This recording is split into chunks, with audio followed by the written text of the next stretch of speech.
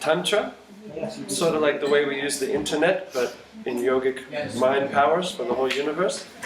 And Yantra means machines. 3 types of technologies. Indeed.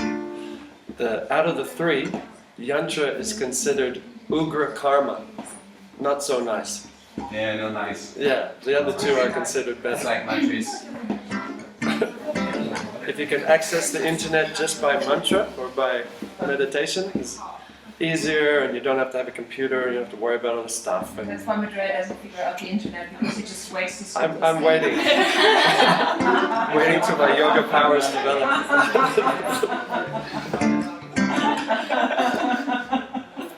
Is that good, Lisa? Go figure. You happy now? Okay. So I think we'll do our song, one of our songs. And we have the infamous and famous Simon and Hari to make it magic and awesome and wonderful in every way.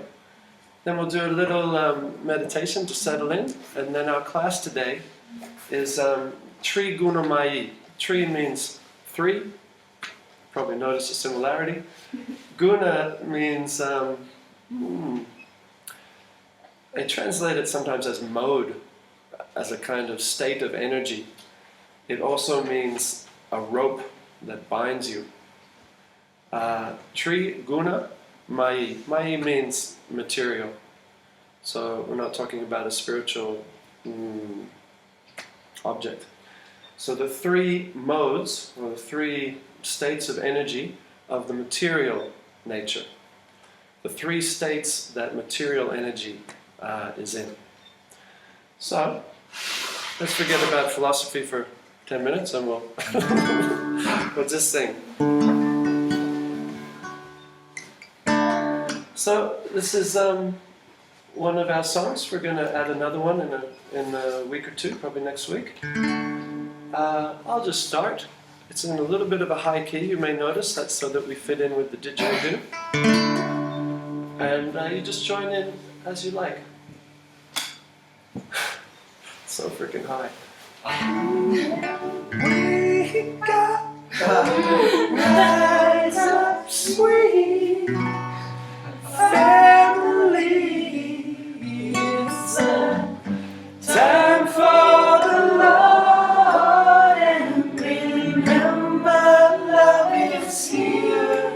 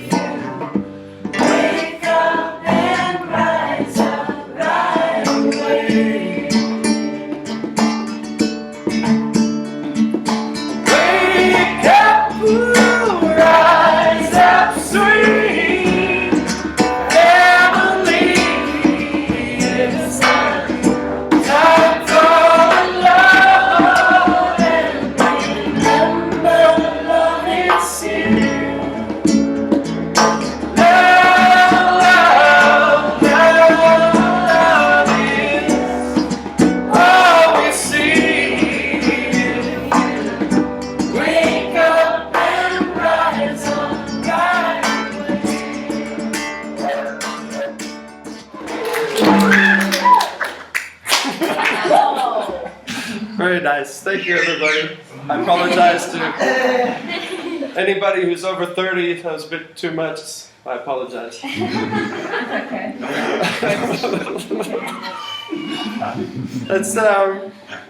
Let's switch it to the first slide, and let's just bring ourselves into a little bit of a meditative thing. What key do I usually do this in? Whoa. All right, let's do a different one. We'll do one that you can play on. This one's a little bit gentle, though. Whoa. Nobody look at that. That's the last slide. You don't look. Oh, that's much better.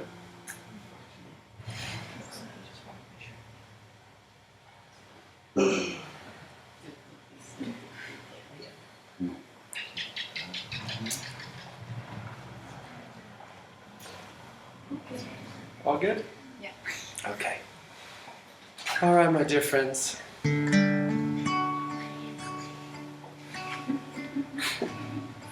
So nice and cool in here.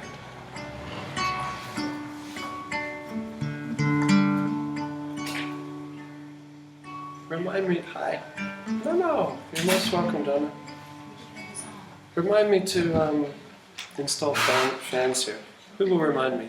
All of us. Okay. In the morning, 6:15, after Haribo, as soon as you see me, fans. All right? And I'll get fans in here in the very near future. All right. Just come into a comfortable seat.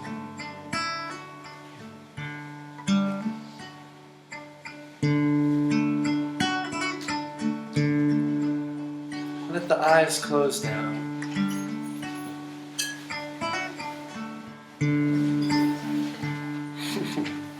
Let the bodies become still.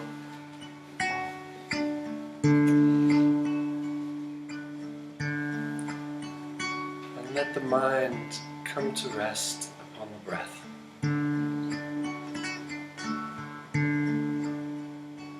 Just be aware how the breathing is slowing down.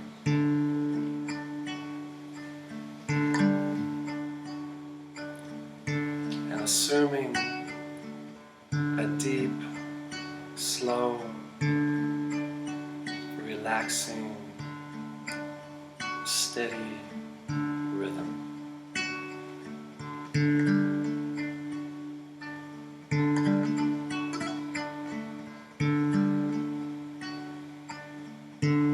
Just allow yourself to be carried away. Step by step, breath by breath.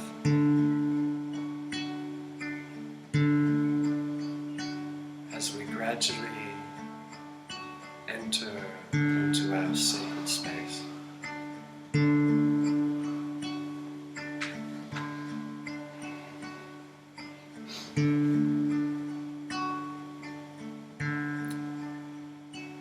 Emotionally, just allow the joy and the gratitude that is naturally a part of ourselves to come to the surface.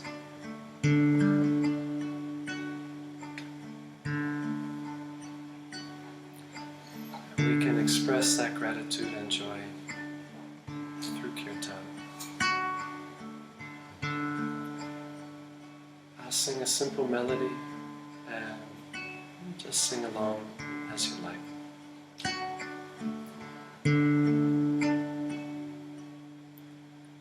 Hare Krishna, Hare Krishna, Krishna Krishna, Hare Hare,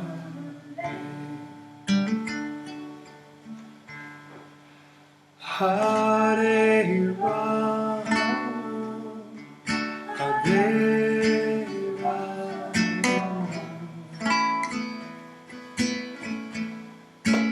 Rama Rama, Hare Hare, Hare Krishna, Hare Krishna,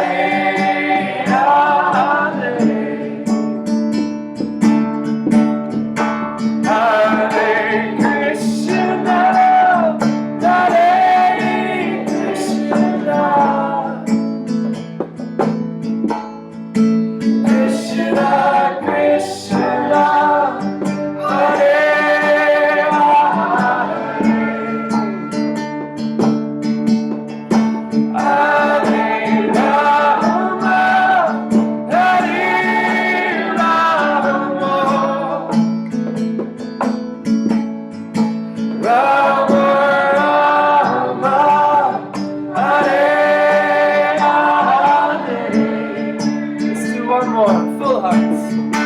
Hare Krishna, Hare Krishna, Krishna Krishna, Hare Hare, Hare Rama, Hare Rama,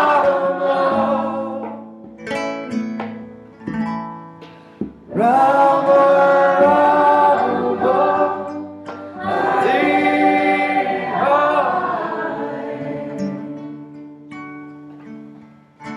Let's do a couple more. And let's bring to mind our friends who have just left. Who are they? We have Antonio, we have Jesse, we have Simon. Who else left that day?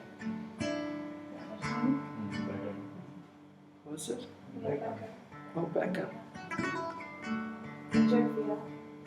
Yeah. You bring to mind one of these people, someone you have a heart connection with, and wherever they are, let's just send them our love, send them our prayers, our good intentions.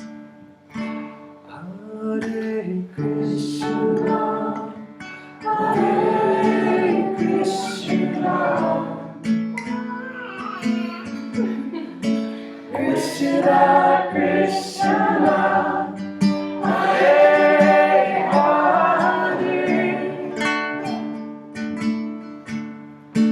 Hare Rama,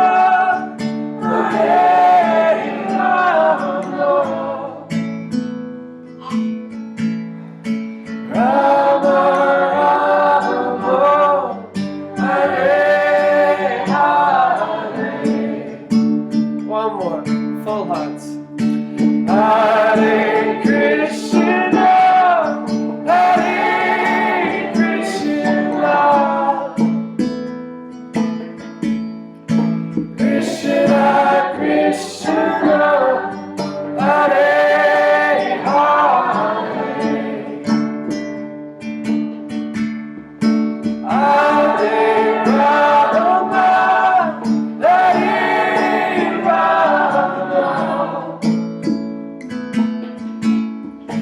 Hare Rama, Rama Rama, Hare Hare. One last one for Marley. Hare Krishna, Hare Krishna, Krishna Krishna, Hare Hare, Hare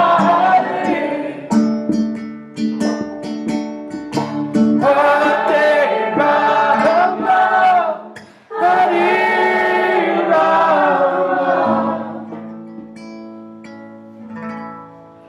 Rama Rama, Hare Hare.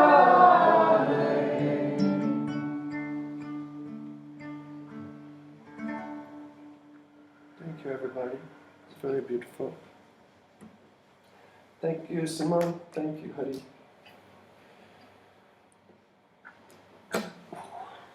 Okay, hit me with a slide.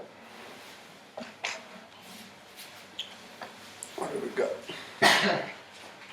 So today's class is on is a kind of a knowledge that is very empowering. Speaking personally, I can still remember when I was first reading about this, and I immediately, connected.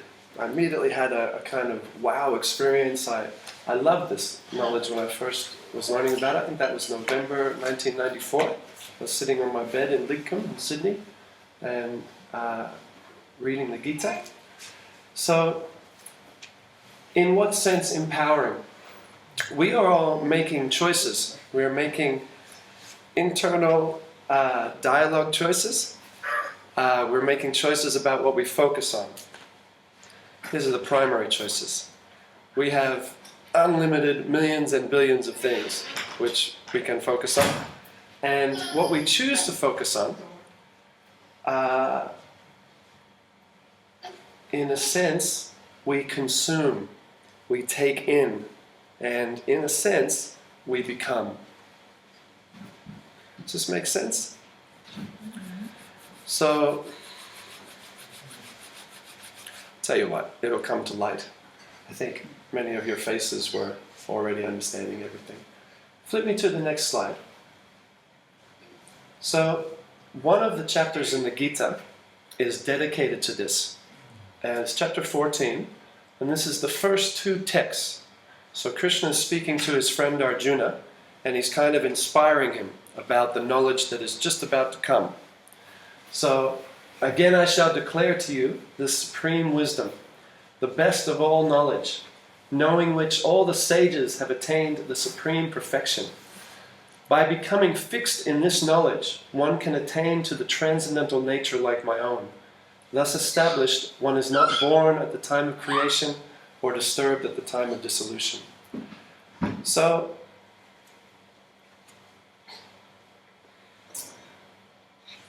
big promises. If we can understand this, if we can absorb this, take this in, not only in terms of jnana, like theoretical knowledge, but vijnana, actually really getting it at a heart level, practically the perfection of life is there, just in deeply understanding this knowledge.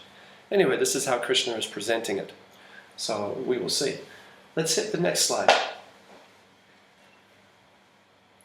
So, who here is an artist?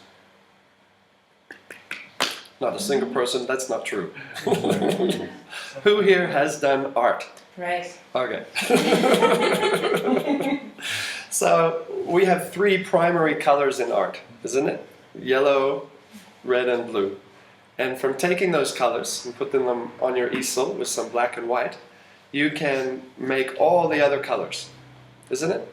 So all the colors in our experience come from three colors. And then by mixing them, you get all the others. This is the idea. So this idea in the ancient world, both in the Western ancient world, like in Pythagoras or Socrates or Plato or Aristotle, and also in the Eastern ancient world, like we have here with Krishna in the Bhagavad Gita, this knowledge was there, and everyone learned it. It's just like we learn 2 + 2 or algebra or, whatever else we learn in school these days. So they also had this knowledge. It was just common knowledge amongst everyone. So these energy states are sattva, rajas, and tamas. Sattva, rajas, and tamas.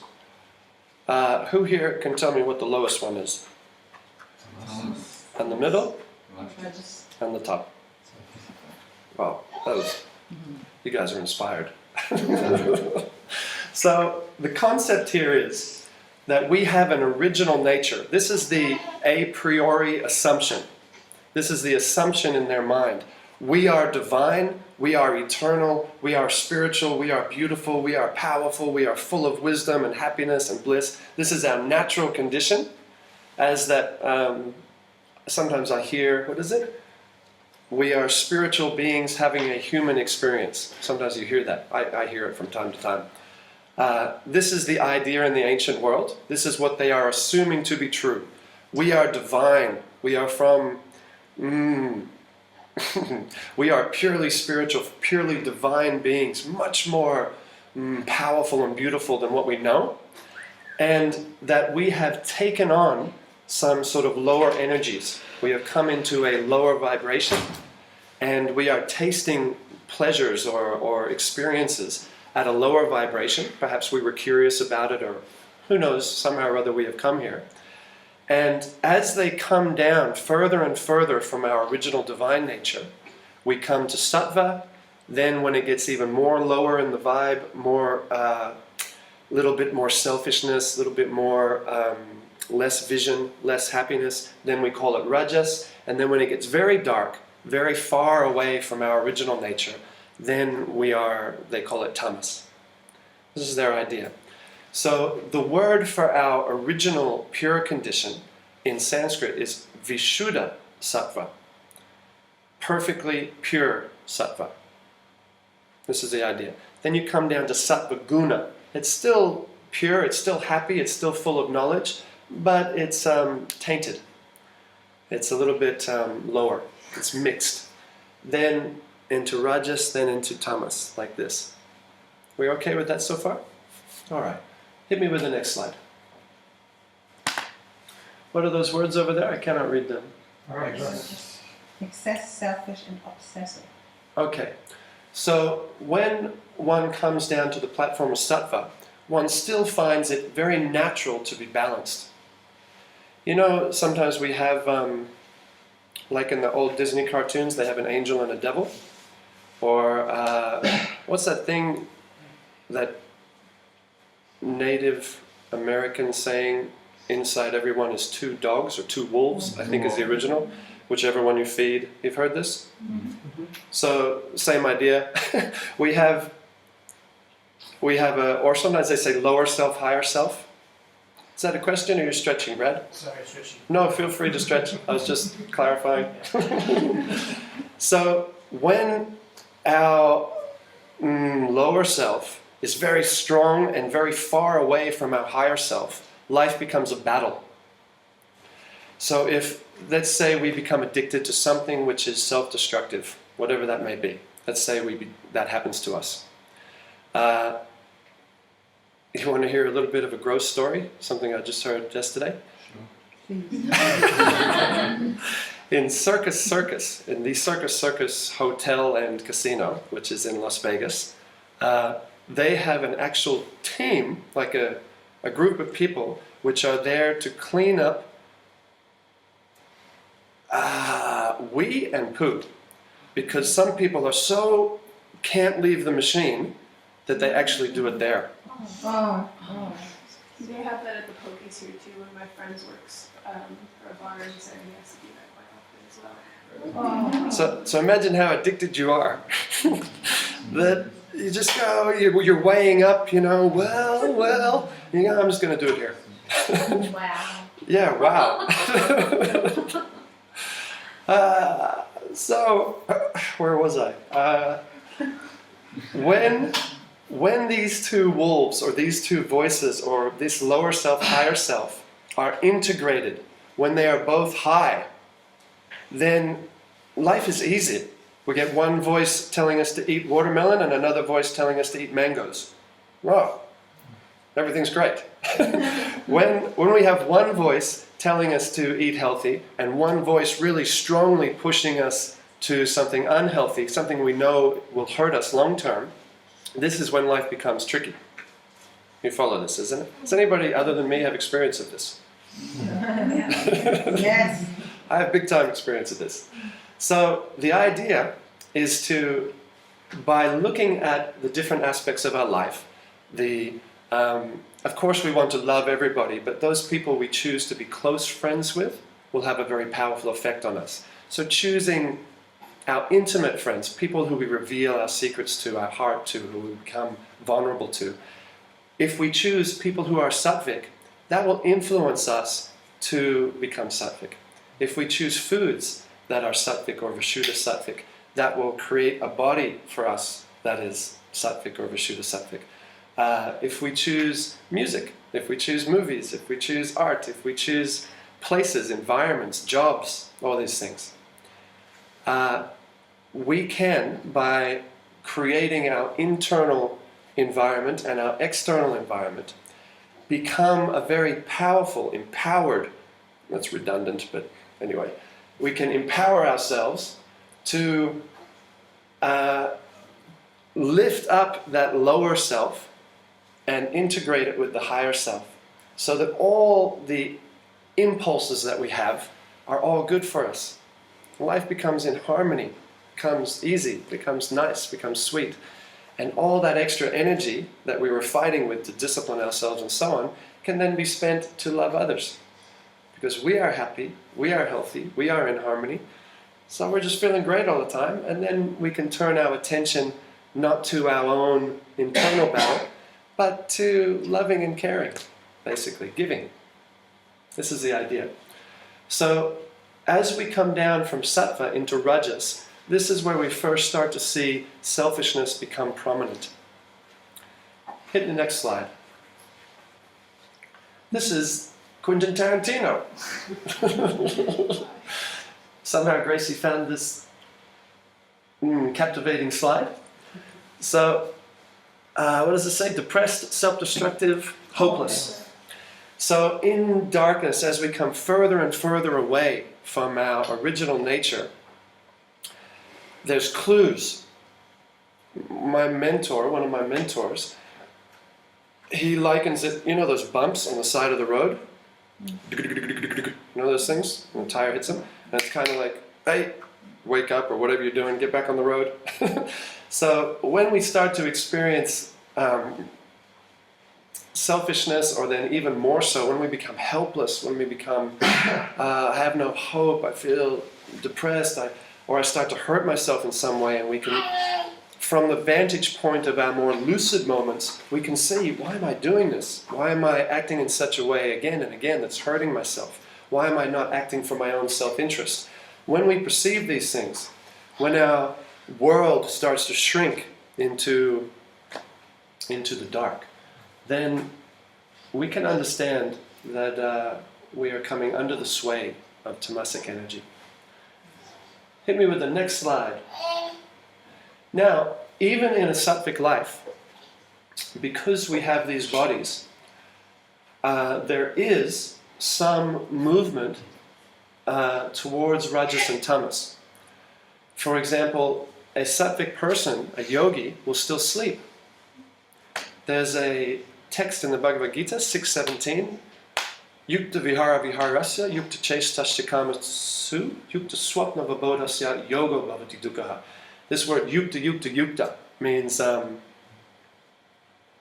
balanced, let's say. That'll work.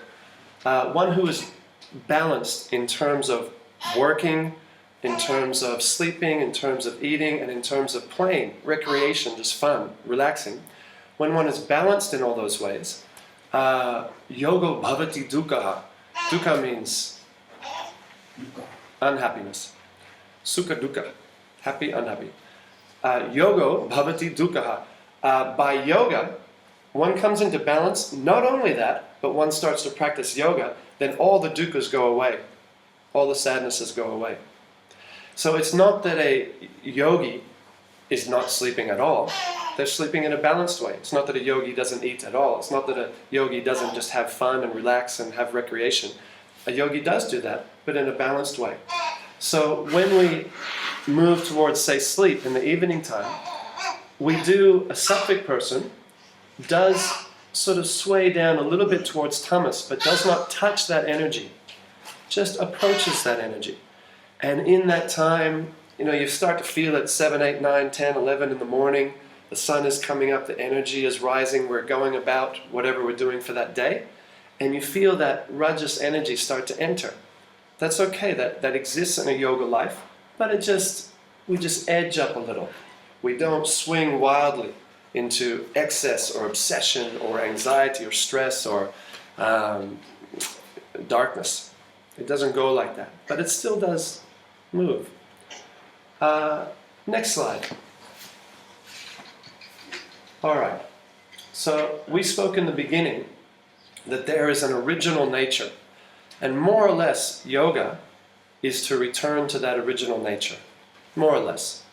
Whether it's Patanjali speaking, Samadhi, Siddhi, Ishvara Pranidhanat, or whether it's in the Gita, like here, the goal is to once again experience life at a pure and divine level, at least to have that opportunity. So this is Krishna speaking here in the 6th chapter of the Gita, and he's talking to Arjuna and just giving a sense of what that feels like.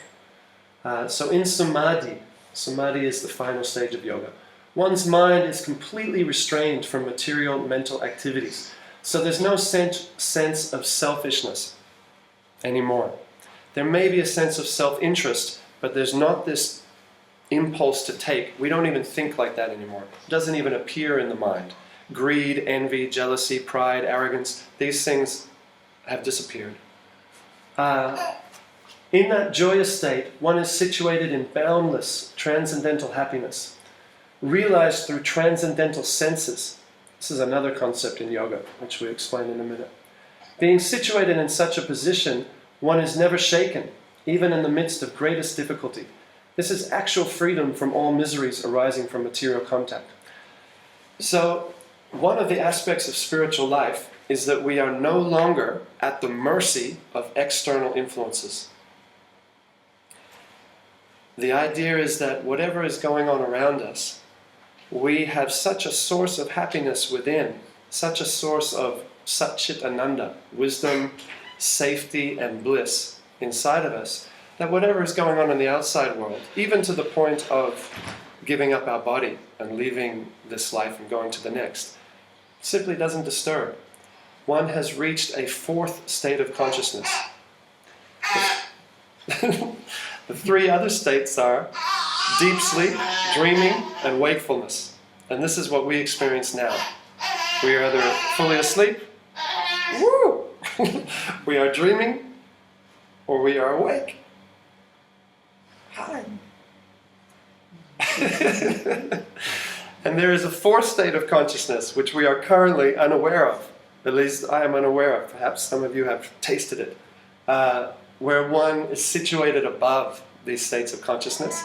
And at that point, even when one sleeps and dreams, it is not in the way that we do now. Yes. There you go, Simon. And even when we are in wakeful consciousness, for someone who is on this platform, they are seeing it from a higher vantage point. So this is the idea of yoga traditionally. There is also one other concept here, transcendental senses.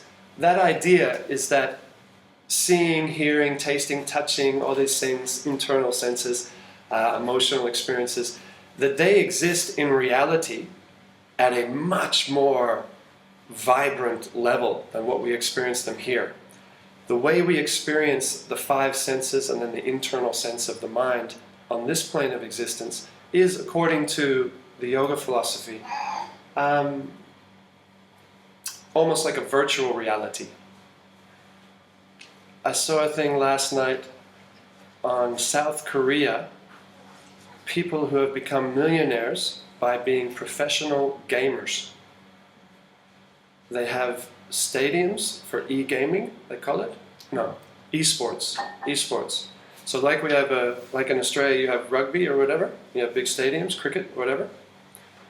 In South Korea they have big stadiums just for computer sports. You know about this? I didn't know about this. Yeah. Okay. So they are identifying with the character there so much that when that character succeeds, they feel they're succeeding. And if the character is designed in a beautiful way, they identify with that and they get a kind of by proxy feeling of being beautiful or powerful or wise or whatever they are. So similarly, at a higher level, from our experience of life in the spiritual world to here, the concept is that when we are dancing there, it is a much more deeper, radiant, amazing experience than when we dance here. When we hear music there, it is again, just on a practically infinitely more pleasurable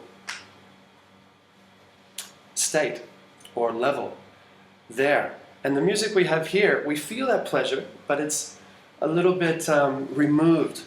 It's almost virtual. This is the yoga concept, at least. Maybe, who did the Matrix movies? Was that the Coen brothers? Who did that? Wachowski. Wachowski brothers. What is their name? The Wachowski brothers. Wachowski. Wachowski brothers. Okay. W-A-C. Who can spell that? Okay. Thank you, Bruno. So, they have this little bit idea there. You see Neo, what's his name? Neo. He's like in a fetal position in this sort of pod. And he is being fed vision, taste, touch, hearing, and whatever the other one is, smelling. He's being fed those senses, and therefore he feels himself to be in a world, in the matrix. But actually, his real self is sitting in that pod, that gooey stuff with all the plugs in him. You follow this? You remember that movie? Was that too old? So like that, from the yoga perspective, we have our life in the spiritual world, and we have sort of fallen asleep there. In fact, it's even said that after spending millions or billions or trillions of lifetimes wandering through the material world, when we eventually decide to return to the spiritual world, that it seems like we just fell asleep for a moment, went through a few dreams, and now we're back. We wake up and we're back to our real life. Just like here, we go to sleep, we have a bunch of dreams, who can say? Then we wake up, Haribo, and back to our normal life, what we call our normal life. Plato calls this as above, so below, that we have dreams, then our kind of daydream, life dream, and then reality. Hi, Marley. So, all right, let's pause here for a moment. Is there any slides after this, Louisa? Okay, hold on, that's that Plato one. Is it? Unity of the Virtues? Food. Oh, examples. All right, we'll do the examples quickly, then we'll do a little bit of questions, and then we'll talk about something which Plato presents called the unity of the virtues. These are people eating chilies. So, the Gita, it's interesting, the Gita is very short. Actually, like if you see the Gita, say some of the versions we have in the reading room there, they're like one book. But actually the vast majority of that is an introduction and commentary. That's generally the way the Bhagavad Gita is presented. However, the Gita itself is a conversation. It's only 700 sentences, 700, which is small, a few pages. Maybe it takes half an hour or something to have the conversation if you just did that. It's Krishna and Arjuna talking on a battlefield 5,000 years ago, a little bit more, and it was just written down as all. Or in the beginning it was remembered and then later written down. So, interestingly enough, in this very short work, which is meant to summarize all of spiritual life, our whole philosophical world, Marley she just got more charisma than me. It's impossible to compete with her. In this very short, concise work, which is trying to give us the whole sort of summary of the whole philosophy of life, a huge portion of it is dedicated to the three modes. So important is it from their perspective. So there are about 20 different examples. So Krishna says, okay, here's food in the three modes. Here's charity in the three modes. Here's happiness in the three modes. Here's work in the three modes. Here's on and on and on. So many. So here, we've sort of tried to translate this from the Sanskrit. Long life, that word is ire, strength, anyway, it goes through. Long life, strength, health, happiness, juicy, wholesome, and pleasing to the heart. These are sattvic foods. Inflamed or passionate or rajasic. Overly bitter, sour, salty, hot, and dry. So these are like, I always think of potato chips. Sort of overly dry, overly salty, overly sour, something like that. There's some pleasure there. You're not fully in darkness, but the pleasure is kind of short-lived, and then you're probably not super happy about it later. If I added up all the potato chips that I've had in my life, it would fill this room. Darkness. Food prepared more than 3 hours ago. So, I don't know, they didn't have refrigeration back then and things. Anyway, you can consider that. Tasteless, decomposed, putrid, or unclean. Generally, meat is in this thing because of the violence necessary to get it. Things that are like decomposing. So, although we love cheese, there might be some cheeses that are kind of getting a little bit far out there. Anyway, you can You take a guess. Basically, if a food is doing you harm, if it's actually hurting you, most likely it's going to have some kind of tamasic element to it. Or even if we're eating some healthy food, but we're eating it in such a way that it's hurting us, then there's some tamasic element to the way we're eating. Hit me with the next slide. Happiness. So, Krishna explains that happiness, remember this is sattva. This is not Vishuddha sattva. It's not our original nature. So even in sattva, there's a little bit of bitterness. Now, let's say we set our alarm for yoga. And let's say that yoga in the morning, we didn't go to bed at 1 in the morning, so we're still in our balanced life. It's not detrimental for us. The alarm goes off, and we know that the best thing we could do is get up and come to yoga in the morning. But there's just that little thing to get over. You know what I mean? I get myself up, okay. And then after a few seconds, you're okay. And from then, you're in happiness. Your higher intelligence is completely in harmony with you doing yoga. You know it's the best for you. As the days roll by, more and more yoga, you start to feel healthier, happier. So it's not that it's like 50% unhappiness and 50% happiness in goodness. It's just that there's this little touch in the beginning where we have to sometimes discipline ourselves. Like we see the super hardcore, amazing pizza, or we see something which we know is really in sattva. You know, maybe fruits and salads and soups and bakes and organics and, you know, like this. It's not impossible that pizza could also be in that category sometimes, but at least in my life, generally it's not.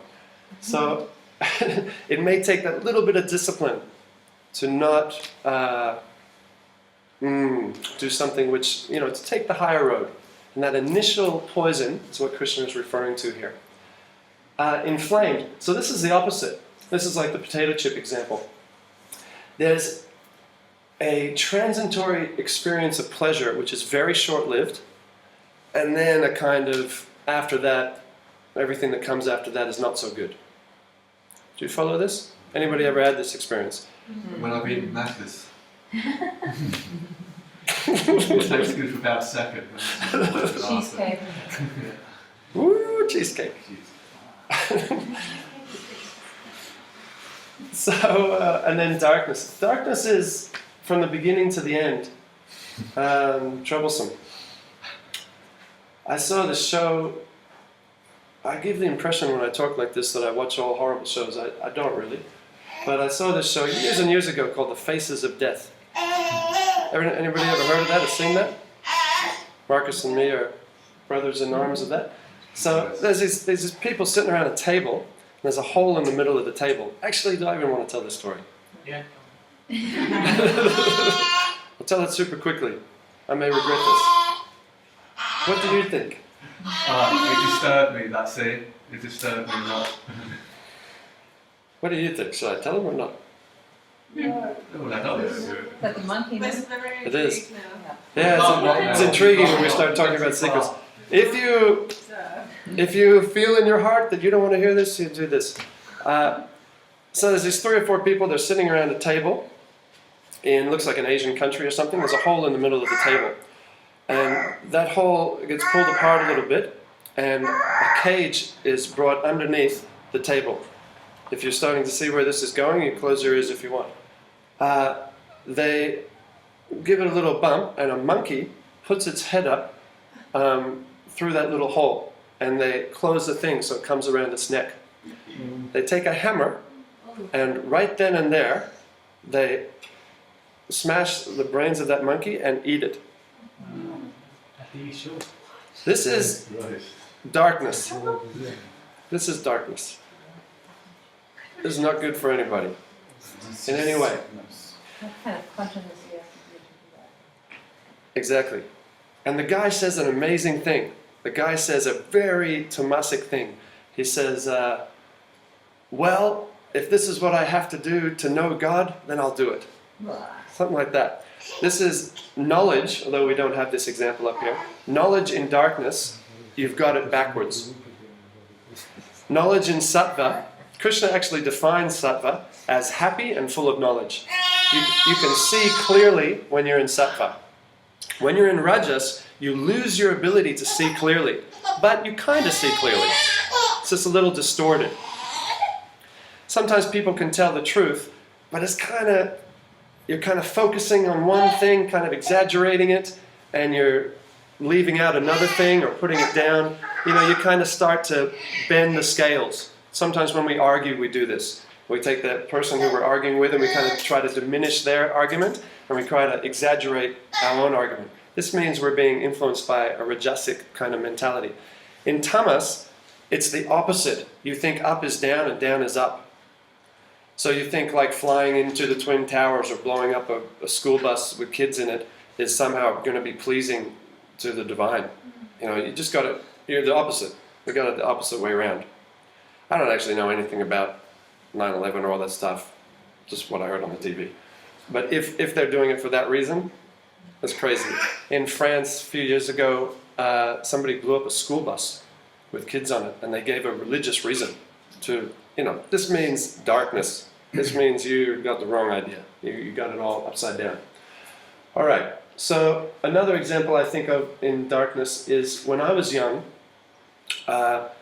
cigarettes you could advertise. So on the TV all the time, or at a football game or whatever, they would advertise cigarettes. That's all good.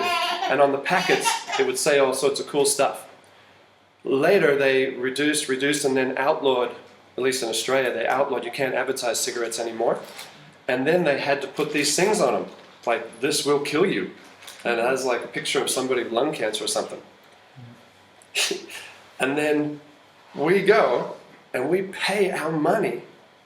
This will kill you. Oh, good. This is heavily influenced by darkness. You're under a dark impulse if you're getting forced that way. Next. Charity. So, when we give thoughtfully to the right people or the right organization in a nice way, and we're actually giving. We're not doing it for some political motive or something like that. We're giving. Even they don't even know that we're giving. This is sattva. This means you're happy, you're complete, you're full, you feel great, and therefore you just want to give. You just want to love. We love you, Marley. Yes, we do. Oh, it gets a bit boring after a while. We'll do a kids class. As soon as we have 3 kids, kids class. Bye-bye, Marley. Bye-bye, honey. So in passion, we bring in selfishness. Selfish is a kind of key element in passion energy. So now we're giving. Have you ever had somebody give you something, and you kind of feel energetically that they're now expecting you to do something? You know what I mean? It's not even that you're in a loving relationship and, in a very sublimated way, the person doesn't want to be in a one-sided relationship. They don't want to give and give and give and give and give, and you just ignore them. It's not that. It's actually like you really feel it, like they're just giving, and you know that it's for them really. It's not a gift. It's not a loving gift. This is passion energy. Or, in the political sphere, politics is super passionate. It's almost the definition of passion. They're doing this all the time. So-called gifts and donations and lobbyists and everything, but it's all mixed with selfish desire. So this is passion. And then darkness, if you give something where it causes more harm than good. So you give some kid a cigarette, you give some kid something that's going to mess them up. You encourage somebody in the wrong way. That kind of giving when you're actually hurting somebody, it's dark. All right, next. This is a little bit hard to read, but the idea here was just to show that the yoga path, this eightfold path, is more or less just trying to take us from wherever we are in the modes and move us up to sattva first, and then to Vishuddha sattva. This is yoga. Yoga means to connect, and this is what it means, to connect to that divine energy again.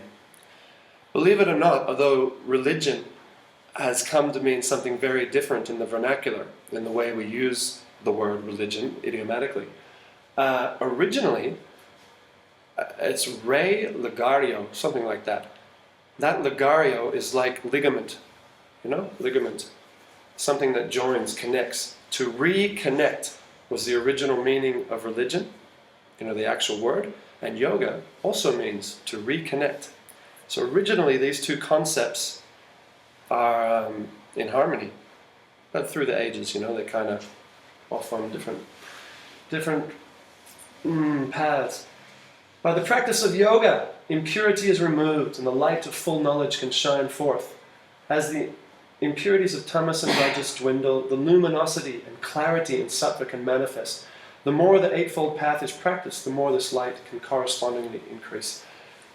So this is the Ashtanga yoga process. Ashta anga, ashta, 8 anga limbs, 8-limbed yoga system. And the first two, these yamas and niyamas, are basically trying to pull us into a sattvic condition. For example, one great saint in our tradition, in the Vedic tradition, is called Rupa Goswami. He's famous from the sort of medieval time, Renaissance time, early Renaissance time. He was a great scholar, wrote many books, famous as Rasacharya. Anyway, he suggests, he wrote in this book, Sri Upadeshamrita, he suggests first, whatever spiritual path you're on, wherever you are, however old you are, whatever your situation, first, just try to come to sattva, because then you'll be happy and then you'll see clearly. And from there you can really understand your path. It's good advice. So similarly here, the first two stages, yama and niyama, these is, become clean, become happy, start to forgive, tell the truth, let the self-destructive things fall away, this kind of stuff. Come to sattva and then everything becomes clear. And you become free also. There's some happiness there. You're not tied to any addictions. Next slide. Okay, this is our last slide. What's our time? What's our time frame here? 5 past. Okay, so we'll finish up now. So, this is an interesting concept.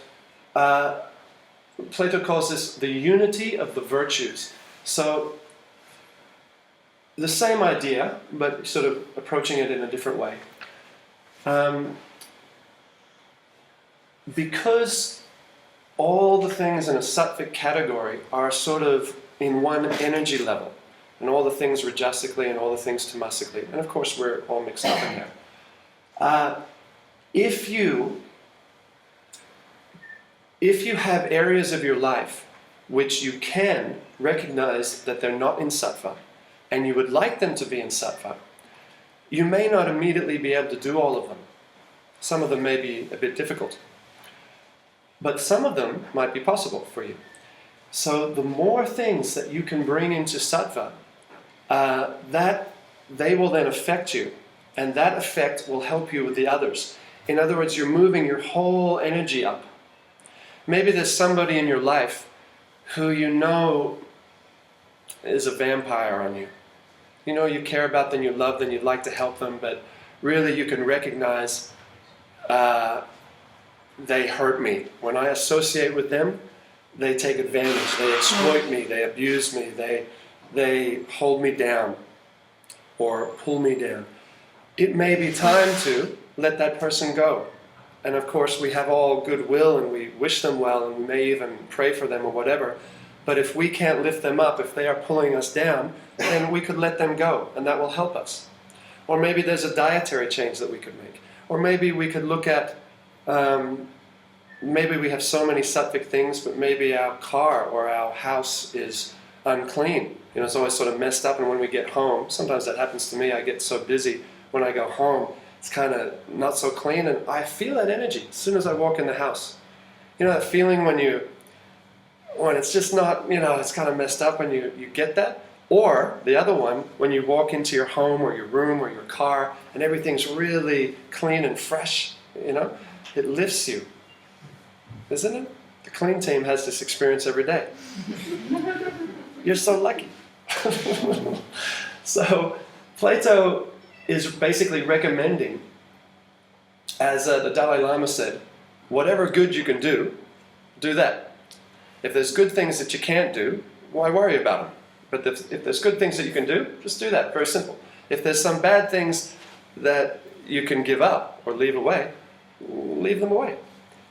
In other words, sometimes we get overwhelmed. Oh, I can't do this, or I can't do that, or I can't give up this. Okay, if you can't, no problem. But if there is something that you can let go of that's holding you down, or something that you can rise up to, then just do that. Good, practical, easy spiritual advice from the Dalai Lama. So Plato is suggesting that same idea. Anything that you can bring up. If you, say, have some area in your life, say you haven't forgiven yourself for something, or you haven't forgiven your parents for something, don't think that that's not going to pull you down in other ways. If you try not to think about it or whatever. It will. It'll have an effect. Any little good thing that you can do that. It will help lift you, and then you'll find the other things take care of themselves. These energy states move together. If we, anyway, like I used to love horror movies. But the last few years I try to let them go. Because they kind of have a bit of darkness there to them. And sometimes I can feel that. I feel the sensitivity to it. All right, my friends. There's been a lot of information today. Last 4 or 5 minutes. Has anybody got any questions, any realizations, any comments, anything you'd like to bring up? Greta! Yeah, when we were talking about Ashtanga, the 8 limbs of yoga, and this is something that I think that the yamas and niyamas should not come from the mind. It should come from taking the asana practice, the physical practice, and then they manifest from within. Because if you try to apply these with your mind, just cover up all of your old. A sort of You grit your teeth and force yourself. Yeah, you try to become sattvic with the mind, but it doesn't work. So you should take the physical practice first and let them come from a natural place, and they will appear. Sometimes we can do something with the mind, but the basic principle is the grit your teeth and force yourself is limited. Yeah, so I was a bit confused when you said become sattvic. It's not an exercise for the mind. It's interesting to note that they are the first two. So, like Krishna also says, he says, I should study more. Basically, the same idea as Greta presents. He says, even a person of intelligence can get dragged away by some habit or something in the mind or something like that into something which will hurt us, be not the best for us. And if you try to discipline yourself to that by force, just some sort of intellectual, I will do this. Who here has tried to do some diet or something like that, And surprisingly enough, it was harder than we thought, or we failed at something. This is, it's not completely useless, but it's definitely not the best. Krishna suggests you get what he calls the higher taste. If you can find something there that's actually pleasurable, which you love, which you enjoy, then naturally you can leave aside the other things. And another example given in medieval literature, Renaissance literature, is that just like nobody had to force us to give up our toys when we were young, we just got interested in other things. By getting intrigued or fascinated or interested or inspired in something else, we naturally let other things go. So like this, it's definitely nicer, easier. Krishna recommends it, and so does Greta. Last thing? Or are we good for the day?